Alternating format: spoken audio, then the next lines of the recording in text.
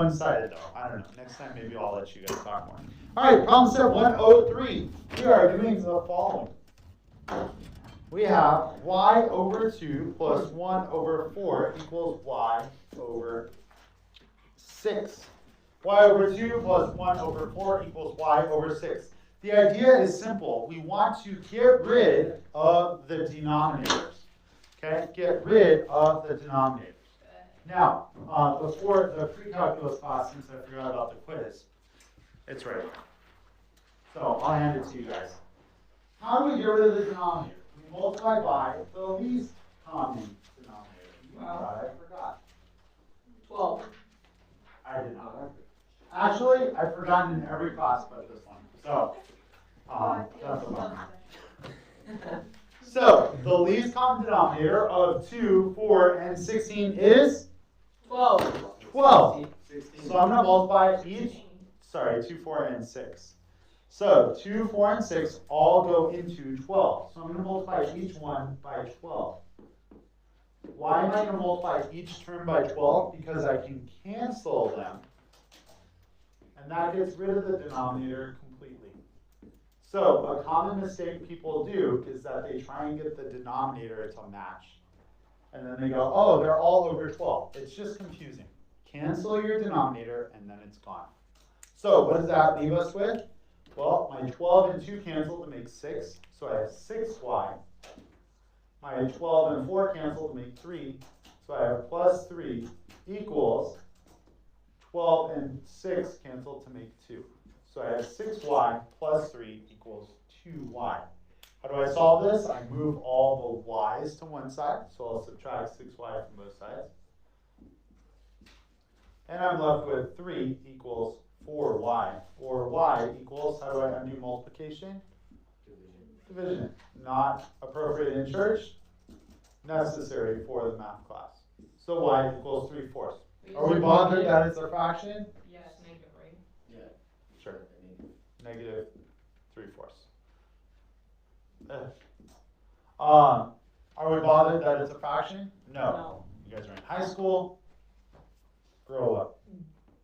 Math gets hard. They don't just, like real problems in real life, don't just have like an answer like, oh, it's not like 5. Oh, that's fabulous. That's great. Okay, moving on. Let us try another one.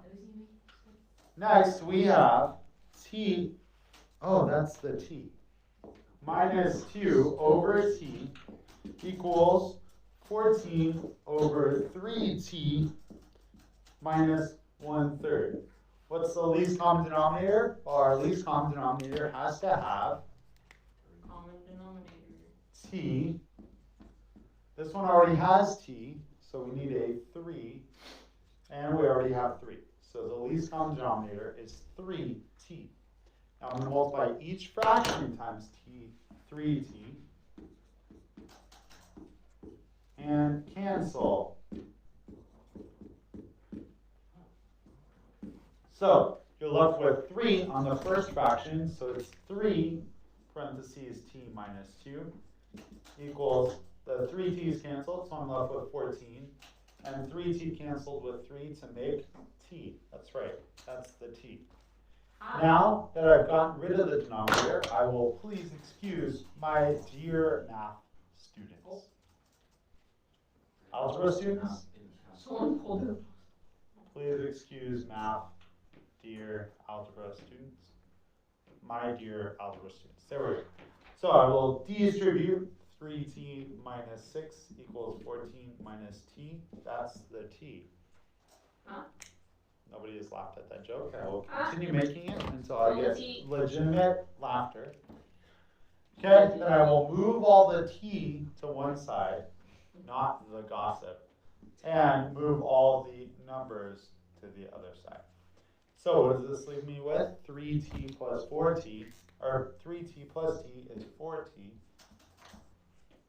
and 14 plus 6 is 20. So undo multiplication with division. Not appropriate in church, appropriate in math class for the solving problems. So t equals 5. Now, because I know that many of you end up with extra time at the end of tests, Aha, that was a knee slapper. You can take that number and plug it back in at the beginning in order to verify you have the correct answer. Oh, you pronounce it answer. Where did the W go? Exactly. Answer. Dude, That's good. only real G. Much like a cow, we will move on. The next x ample is this one. N over n plus 2 minus 3/5 equals 0. What's the least common denominator? 5. Well, N plus 2. excellent. So we have to have n plus 2. I can't break that apart because it's addition. So it has to be the whole thing. And then I also have 5. So I'm going to multiply every term by 5, n plus 2.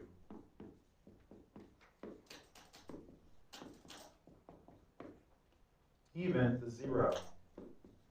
Oh, the 0 too? I Okay. mean, 0 times that is 0. Which is 0. But for completeness, I will write it anyway.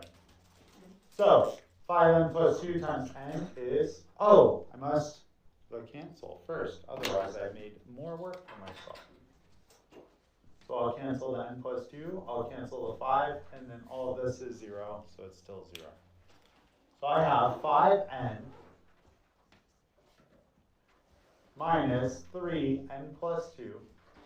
Remember, you don't want to multiply the 3n plus 2 out before.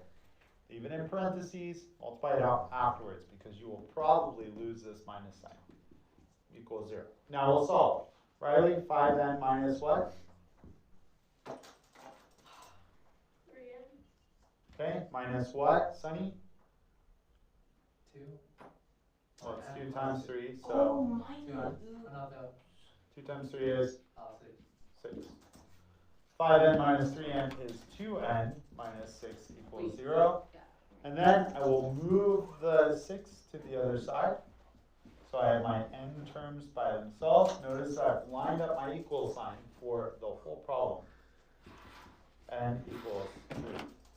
I actually wrote And that, my dear students, is problem set 103.